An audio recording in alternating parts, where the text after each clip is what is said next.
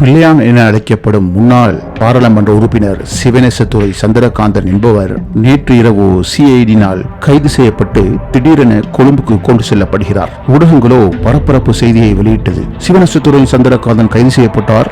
பாஸ்கு இரிதா பெரியவெளி குண்டுவெடிப்போடு இவர் சம்மந்தப்பட்டிருப்பதால் கைது செய்யப்பட்டிருப்பார் என்றும் இன்னும் முக்கிய புள்ளிகள் கைது செய்யப்பட உள்ளார்கள் என்றும் அப்பப்பா யூடியூப் வலைத்தளங்களிலும் சமூக வலைத்தளங்களிலும் செய்திகள் கொட்டென்று கொட்டிக் கொண்டிருந்தது. ஆனால் ஏன் கைது செய்யப்பட்டார், எதற்காக கைது செய்யப்பட்டார் என்று அப்போது அரச ஊடகங்களில் வெளியாகவே இல்லை. விடிந்ததுமே செய்தி வெளியானது. ஏன் கைது செய்யப்பட்டார் என்பதற்கான தலைப்பு குறித்த ஒரு நபரை காணாமல் செய்தார் என்ற ஒரு குற்றச்சாட்டுக்கு இலக்காகி உள்ளதால் இவர் கைது செய்யப்பட்டார் என்ற செய்தி வெளியானது. அதுதானா செய்தி அப்படின்னு சொல்லி எப்போ காணாமலாக்கப்பட்டார், எப்போது நடந்தது, என்ன நடந்தது என்று பலர் செய்திகளை தேடுவது எங்களுக்கு புரிகிறது. சரி, இதுவரையும் இது சம்பந்தமாக கிடைக்கப்பட்ட சம்பவங்களை சுருக்கமா பேசுவோம்.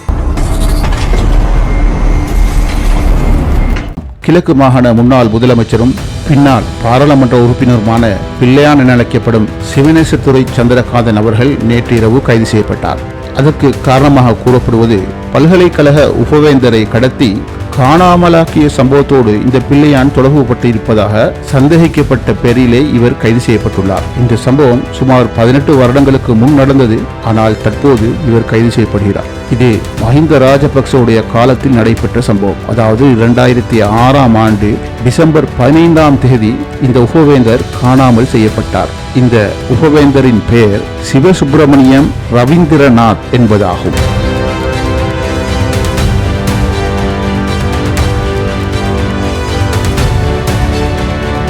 கிழக்கு மாகாண பல்கலைக்கழக கலைப்பீடத்துக்கான தலைவரான கே பாலசுகுமார் என்பவரை 2006 செப்டம்பர் 30ஆம் தேதி இனம் தெரியாதோர் கடத்தினார்களாம். கடத்தியவர்களின் கோரிக்கையாக இருந்த விடயம் சிவசுப்பிரமணியம் ரவீந்திரநாத் உபவேந்தரை பதவியிலிருந்து உடனடியாக விலக்க வேண்டும் என்று கோரிக்கை விடுத்திருந்ததாக குறிப்பிடப்படுகிறது. அதாவது கலைப்பீட தலைவர் கடத்தப்பட்டதற்கு காரணம் உபவேந்தரை பதவியிலிருந்து நீக்க வேண்டும் என்ற ஒரு கோரிக்கைக்காக தலைவர் கடத்தப்பட்டுள்ளார். அதன்பின் இந்த உபவேந்தர் தனது பதவியிலிருந்து விலகுவதாக பல்கலைக்கழக மானிய ஆணைக்குழுக்கு எழுத்து மூலம் அறிவித்திருந்தார். எனினும் இந்த உபவேந்தரின் ராஜினாமா கடிதத்தை பல்கலைக்கழக மானிய ஆணைக்குழு ஏற்றுக்கொள்ளாது கொழும்பில் வந்து கடமையாற்றும்படி வேண்டியுள்ளது. பின்னர் இந்த உபவேந்தர் தனக்கு உயிர் அச்சுறுத்தல் இருப்பதாக எண்ணி கொழும்பு தெஹிவலையில் உள்ள தனது மகளின் வீட்டில் வசித்துள்ளார். மேற்படி இவர் சில தேவைகளுக்காக வெளியே செல்வதாக இருந்தாலும் பல்கலைக்கழக மானிய ஆணைக்குழுவுக்கு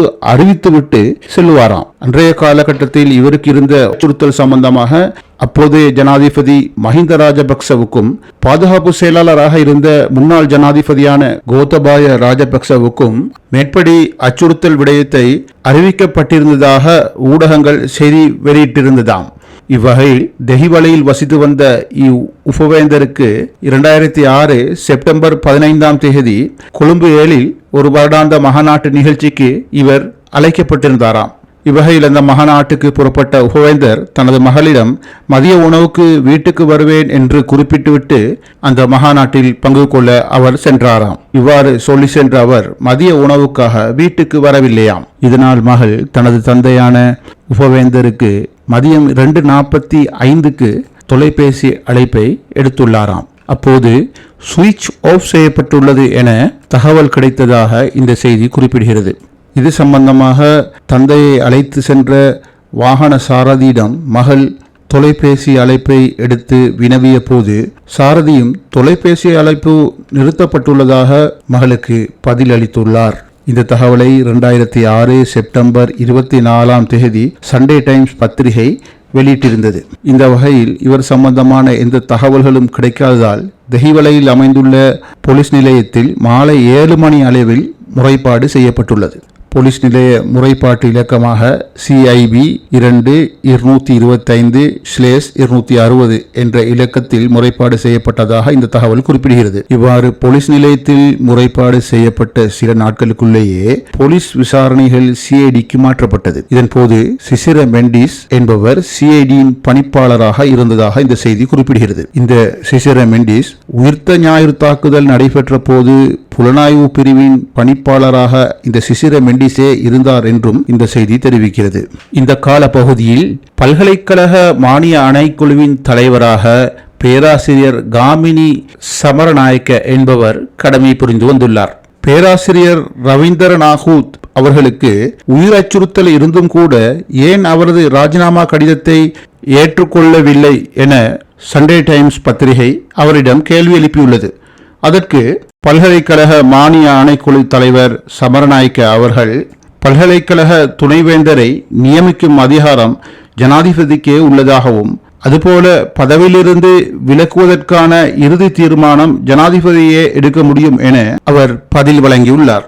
இந்த சம்பவத்தை தொடர்ந்து சில பல்கலைக்கழக விரிவுரையாளர்கள் பல்கலைக்கழகங்களுக்கு வருவதற்கு அஞ்சி சேவைக்கு வருவதை நிறுத்தியிருந்தனர். இந்த பேராசிரியர் ரவீந்திரநாத் காணாமலாக்கப்பட்டு 3 நாட்களின் பின் அவரை உடனடியாக விடுவிக்க வேண்டும் என உலகம் முழுவதிலும் இருந்து 67 நிபுணர்கள் கையெழுத்திட்டு அறிக்கை ஒன்றை வெளியிட்டிருந்தார்களாம். இது எவ்வாறாயினும் பேராசிரியரை இறுதி வரை கண்டுபிடிக்க முடியாமலே போனதாம். இந்த பேராசிரியர் 1951 பிப்ரவரி 22ஆம் தேதி பிறந்தவர். தனது 55வது வயதில் காணாமல் சென்றாராம். இந்த வகையில் தற்போதைய அரசாங்கம் ஆட்சிக்கு வந்த பின்னர் மூடி மறைக்கப்பட்ட இது போன்ற விசாரணைகள் மீள விசாரிக்கப்படும் என அறிவித்துள்ளது. இதன் பிரதிபலனாகவே இந்த ரவீந்திரநாத் எனும் உபவேந்தரின் விசாரணையும் ஆரம்பிக்கப்பட்டுள்ளதாக செய்திகள் தெரிவிக்கிறது. இந்த விசாரணைகளில் கிடைக்கப்பெற்ற தகவல்களின் அடிப்படையில் முன்னாள் பாராளுமன்ற உறுப்பினர் பிள்ளையான் அவர்கள் கைது செய்யப்பட்டிருப்பதாக மேலும் இந்த தகவல்கள் குறிப்பிடுகிறது.